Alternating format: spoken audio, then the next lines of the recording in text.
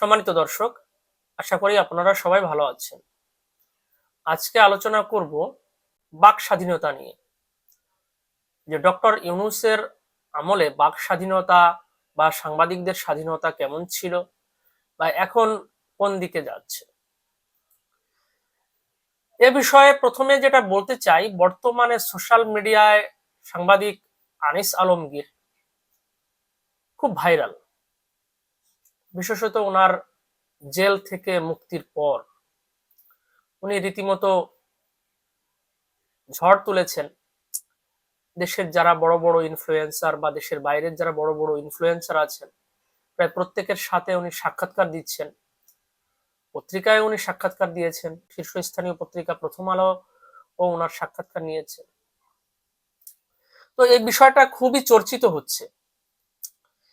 এখন প্রথমে এর প্রেক্ষাপটটা একটু বলতে চাই।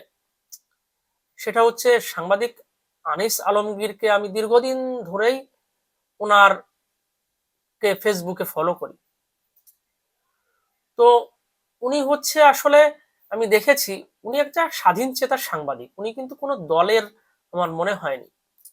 কারণ উনি শেখ হাসিনা সরকারের আমলেও আওয়ামী লীগের যে গুলো মন্দ কাজ বা ভালো কাজ নয়, সেগুলো নিয়ে কিন্তু উনি প্রচুর সোচ্চার ছিলেন।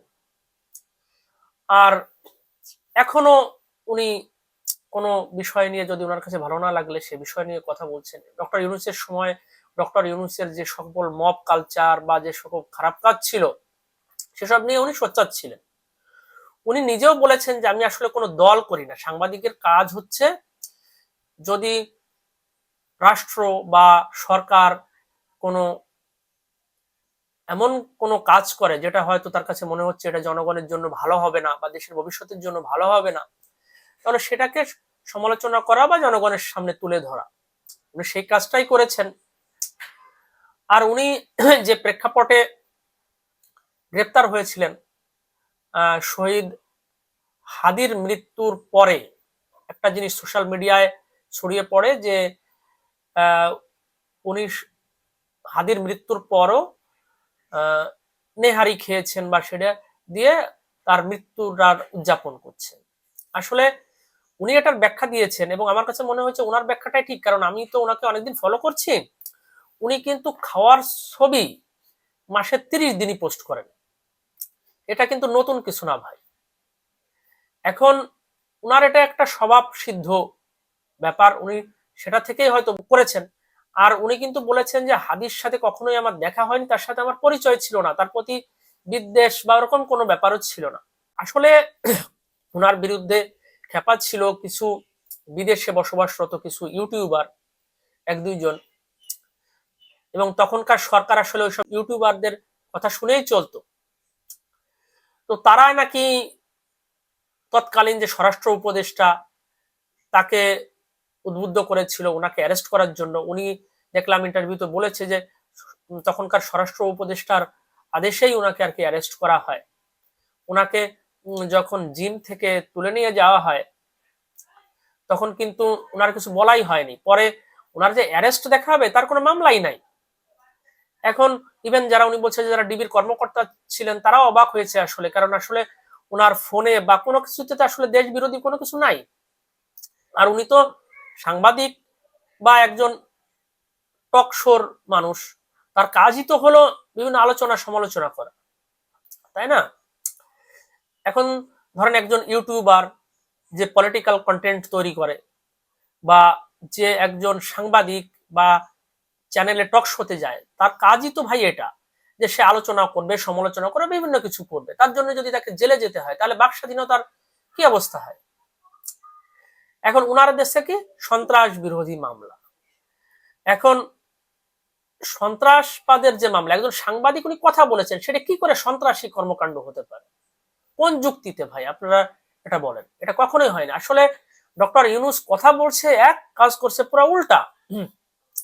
সে বলছে যত খুশি মন খুলে সমালোচনা করুন, সমালোচনা করতে গেলেই ভুয়া মামলা দিয়ে জেলে নিয়ে গেছে। এখন যেটা হয়েছে, যেটা হয় যে উনি, ওনার প্রতি যেহেতু অন্যায় করা হয়েছে, উনি জেলে গিয়েছিলেন, আপনি যখন কারো প্রতি অন্যায় করবেন, দিন শেষে তার প্রতি সিম্প্যাথি সাধারণ মানুষ বলেন, ইন্টেলেকচুয়াল সোসাইটি বলেন, সবারই বেড়ে যাবে। এখন যেটা হয়েছে, উনি জেল থেকে বেরো হয়ে আরো শক্তিশালী হয়েছে। উনি তো রীতিমতো এখন ঝড় তুলে দিচ্ছেন। সব ধরনের যারা সোশ্যাল মিডিয়া ইনফ্লুয়েন্সার আছে, ইউটিউবার আছে, জার্নালিস্ট আছে, তারা সবাই এখন ওনার সাক্ষাৎকার নেওয়ার জন্য ব্যস্ত এবং উনি একের পর এক সাক্ষাৎকার দিয়ে যাচ্ছেন।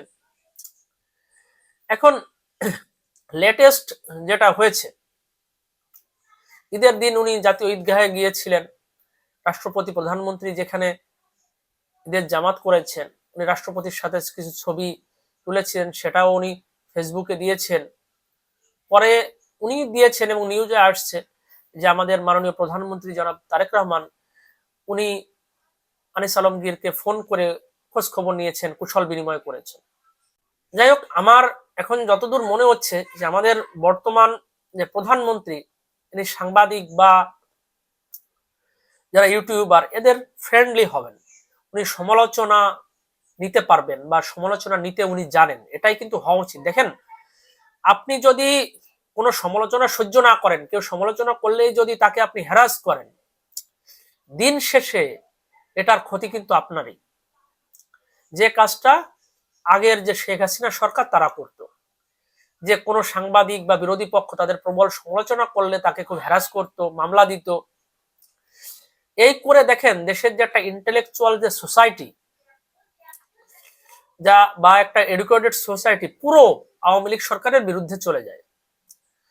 দেখেন, আপনি যখন কাউকে অযাচিত হ্যারাসমেন্ট করছেন, তখন কিন্তু এটা যারা ইন্টেলেকচুয়াল বা যারা একটু বুঝবান সোসাইটি, তারা কিন্তু সব বুঝতে পারে। তারা, আপনি মানুষকে বা দেশের জনগণকে বোকা মনে করলে আপনি ভুল করবেন।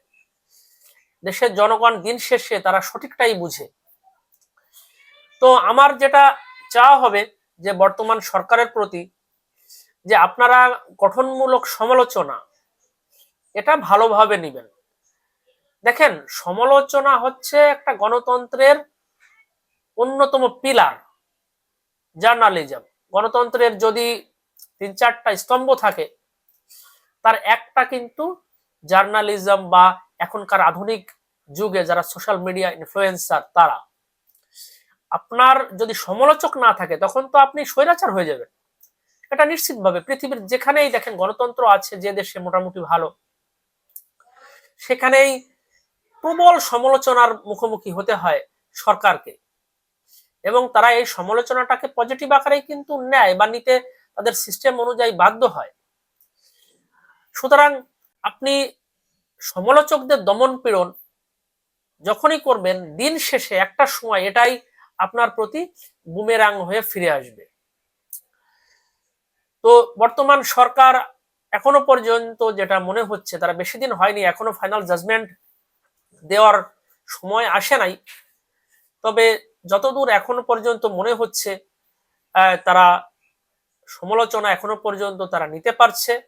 তবে হ্যাঁ, এত অল্প সময়ে ফুল জাজমেন্ট দেওয়া যাবে না। 1 মাস সময়, ভবিষ্যতে আমরা 6 মাস বা 1 বছর পরে আমরা একটা জাজমেন্ট দিতে পারবো যে তারা কতটা গণমাধ্যম ফ্রেন্ডলি বা তারা কতটা সমালোচনা নিতে পারে বা নিতে প্রস্তুত, এই বিষয়গুলো।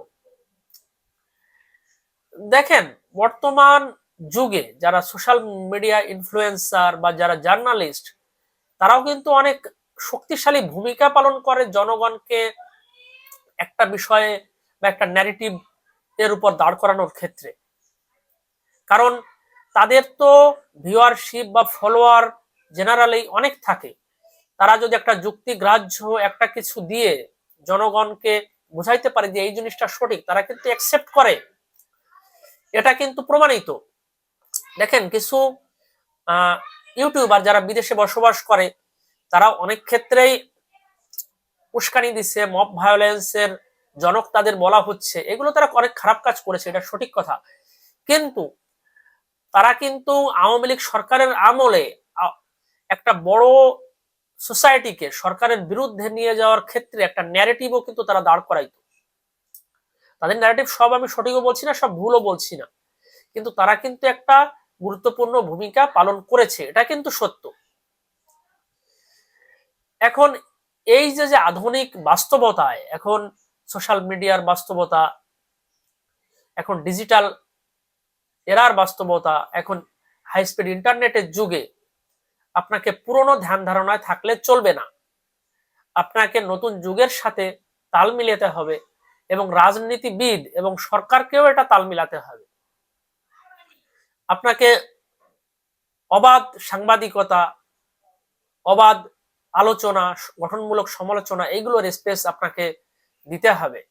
আপনাকে দেখতে হবে যে সমালোচনা যদি কেউ গঠনমূলক করে সেটা তো দেশ বিরোধী না কখনো। সে ধরেন আপনি একটা ভুল করছেন, সেই ভুলটা ধরিয়ে দেওয়ার চেষ্টা করছে, সেটা তো দিন শেষে আপনার জন্যই ভালো। তার থেকে আপনি যদি জিনিসটা কারেক্ট করার চেষ্টা করেন, দেখেন এই সরকার কিন্তু একটা বিষয় করেছে অলরেডি, এরকম একটা যে সরকারের শিক্ষা মন্ত্রণালয় থেকে বলা হলো যে এখন থেকে যে বেসরকারি শিক্ষা প্রতিষ্ঠানের ম্যানেজিং কমিটির প্রধান যারা হবেন, তাদের যে ন্যূনতম স্নাতক ডিগ্রির যে একটা শিক্ষাগত যোগ্যতার ব্যাপার ছিল, এটা আর থাকবে না। এরকম একটা ডিক্লারেশন কিন্তু ইনিশিয়ালি দেওয়া হয়েছিল কয়েকদিন আগে। কিন্তু এটার পরে কিন্তু প্রচুর সমালোচনা হয়েছে সোশ্যাল মিডিয়ায় যে এটা কেন, একটা শিক্ষিত লোকই তো দরকার একটা শিক্ষা প্রতিষ্ঠানের ম্যানেজিং কমিটিতে।